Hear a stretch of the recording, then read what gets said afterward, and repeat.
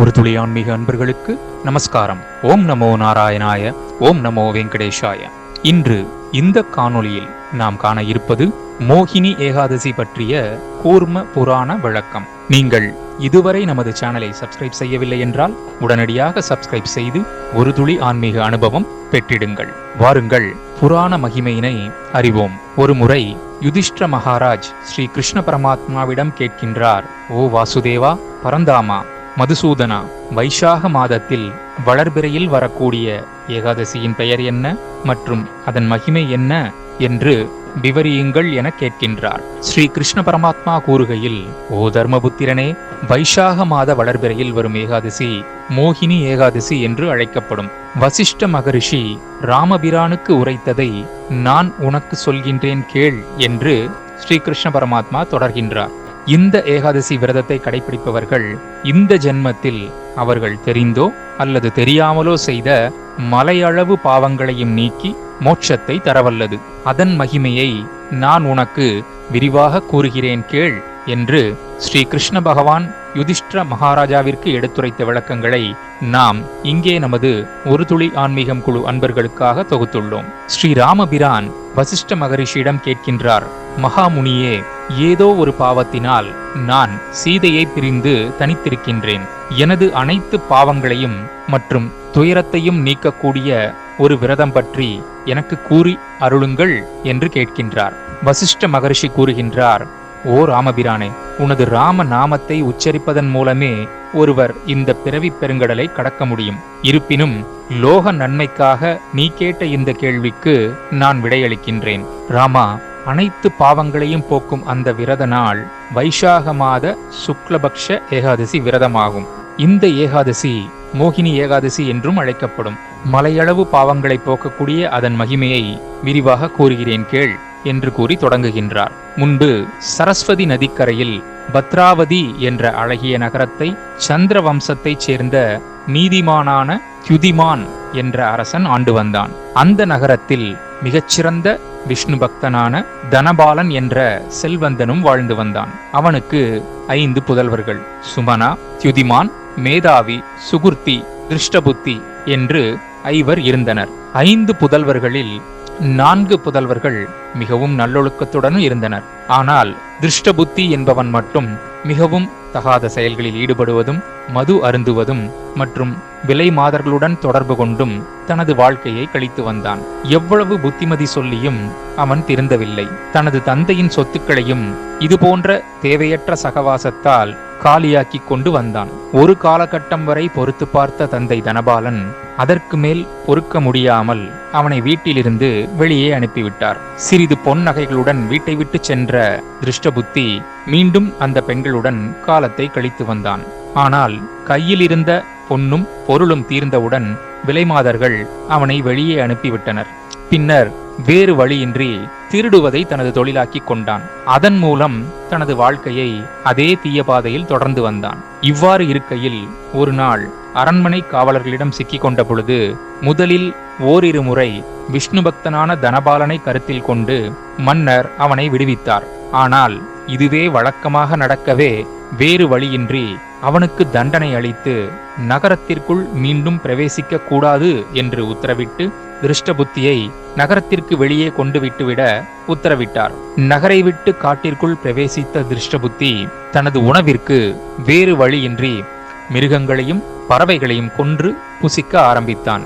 இவ்வாறு தனது ஒவ்வொரு செயல்கள் மூலமும் பாவத்திற்கு மேல் பாவமாக செய்து தனது பாவக்கணக்கை மலையளவு உயர்த்தினான் திருஷ்டபுத்தி. தனது வாழ்வில் எந்த ஒரு நோக்கமும் இன்றி மனம் போன போக்கிலும் கால் போன போக்கிலும் அலைந்து திரிந்த திருஷ்டபுத்தி கடந்த ஜென்மத்தில் செய்திருந்த ஏதோ ஒரு புண்ணியத்தின் விளைவாக ஒரு வைசாக மாதத்தில் அவனையும் அறியாமல் கௌண்டின்ய முனிவரின் ஆசிரமம் அமைந்திருக்கும் கங்கை கரை ஓரத்தினை அடைந்திருந்தான். அங்கு கங்கை கரையில் குளித்துவிட்டு சென்று கொண்டிருந்த கௌண்டின்ய முனிவரின் ஈர உடையில் இருந்து சில கங்கை நீர்த்துளிகள் திருஷ்டபுத்தி மீது விழுந்தது. அதன் மூலம் அவனது சிந்தை சற்றே தெளிவடைந்தது. அவன் முனிவரை வணங்கி, மகா முனிவரே, நான் பற்பல தீய செயல்கள் செய்ததன் மூலம் அனைவரும் என்னை வெறுக்கும் நிலைக்கு ஆளாகியுள்ளேன். மேலும் நான் பாவங்களை மலையளவு செய்துள்ளேன். இந்த பாவங்களில் இருந்து விடுபட ஒரு உபாயம் கூறி அருளுங்கள் என்று கைகூப்பி வேண்டினான். முனிவரும் அவன் மேல் இரக்கம் கொண்டு அவனது நிலை மாற, மகனே, இந்த வைசாக மாதத்தில் வரக்கூடிய சுக்லபக்ஷ ஏகாதசி அன்று முழு உபவாசம் இருந்து பகவான் விஷ்ணுவை முழு நாளும் தியானம் செய்து மனதார வேண்டிக் கொள்வதன் மூலம் உனது மலையளவு பாவங்களில் இருந்து நீ வெளியே வரலாம் என்று அறிவுரை கூறி ஆசியும் வழங்கினார். திருஷ்டபுத்தியும் இந்த மோகினி ஏகாதசி விரதத்தை கடைபிடித்து தனது பாவங்களை அழித்து மிக நல்ல புத்தி கிடைக்கப்பெற்று நற்செயல்களை செய்து அதன் பின்னர் மோட்சமும் கிடைக்கப்பெற்றான். இவ்வாறு இதன் பெருமைகளை யுதிஷ்டிர மகாராஜாவிடம் கூறிய ஸ்ரீ கிருஷ்ண பரமாத்மா மேலும் கூறுகையில், ஓ யுதிஷ்டிரா, இந்த மோகினி ஏகாதசி விரத கதையினை படித்தவர்களும் கேட்டவர்களும் மற்றும் பிறருக்கு எடுத்துச் சொல்பவர்களும் மிகுந்த புண்ணிய பலனை பெறுகின்றனர். அவர்கள் கோதானம் செய்த புண்ணிய பலனை பெறுவர் என்றும் கூறினார். அன்பர்களுக்கு ஒரு முக்கிய குறிப்பு. பிரம்மதேவர் கருட புராணத்தில் நாரத முனியிடம் கூறும் பொழுது, ஏகாதசி விரதம் கடைபிடிக்கும் பொழுது ஏகாதசி திதியும் துவாதசி திதியும் இருக்கலாம், அல்லது ஏகாதசி, துவாதசி, திரையோதசி என மூன்றும் வரும்படி கூட அமையலாம். ஆனால் தசமி மற்றும் ஏகாதசி திதி இருக்கும் பொழுது ஏகாதசி விரதம் இருப்பதை தவிர்க்க வேண்டும் என்று கூறுகின்றார். நமது ஒரு துளி ஆன்மீகம் குழுவில் இந்த முறையினை கடைபிடித்தே மிகச் சரியான ஏகாதசி விரத நாட்களை நாம் அறிவித்து வருகின்றோம். ஆகவே அன்பர்களே, நமது இப்பிறவி எப்படி இருப்பினும் நாம் செய்த பாவங்களை போக்கவும் அடுத்த பிறவி வேண்டாம் என்று கூறினாலும், ஒருவேளை கர்ம பலன் தொடர்ச்சி காரணமாக அடுத்த ஜென்மா அமைந்தாலும் அதில் கூட மிகுந்த புண்ணிய ஆத்மாவாக நாம் பிறந்திடவும் இந்த மோகினி ஏகாதசி தினத்தில் நாம் செய்ய வேண்டியவை: வாய்ப்பு இருப்பவர்கள் ஏகாதசி அன்று 3 வேளையும் உண்ணாமல் விரதம் இருக்கலாம், அல்லது அவரவர் உடல்நிலைக்கு ஏற்ப ஒரு வேளையோ அல்லது 2 வேளைகளோ இருக்கலாம்.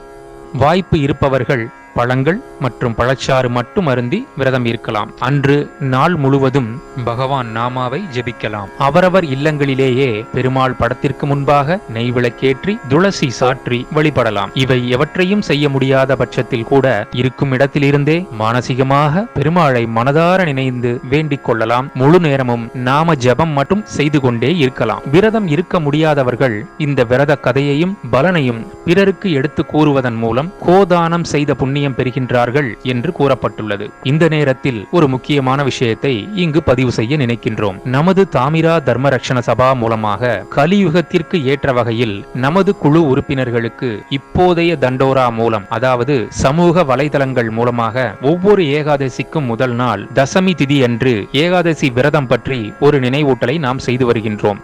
நீங்களும் நமது ஒரு துளி ஆன்மீகம் வாட்ஸ்அப் குழுவில் இணைய திரையில் தெரியும் எண்ணிற்கு வாட்ஸ்அப் செய்யுங்கள்.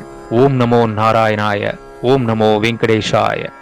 நாம் முன்பே கூறியுள்ளது போல உபவாசம் இருப்பது என்பது உடலுக்கும் மனதுக்கும் மிகவும் நல்லது என்ற போதிலும் தற்போதைய கலியுகத்தில் இது அவரவர்களின் தனிப்பட்ட உடல் நலனை பொறுத்தது ஆகும். வயோதிகர்கள், நோய்வாய்ப்பட்டவர்கள், உடல்நிலை ஒத்துழைக்காதவர்கள் ஏகாதசி விரத பலனை அடைய ஏகாதசி அன்று ஒரு நாள் மட்டும் அரிசி உணவை தவிர்த்து வேறு உணவுகளை, அவல் அல்லது பழங்கள் போன்ற உணவுகளை அவரவர் தேவைக்கு ஏற்ப எடுத்துக்கொண்டு பகவான் நாமாவை ஜபித்து ஏகாதசி விரத மகிமையினை மற்ற அன்பர்களுக்கும் தெரியப்படுத்தலாம். ஓம் நமோ நாராயணாய, ஓம் நமோ வெங்கடேஷாய.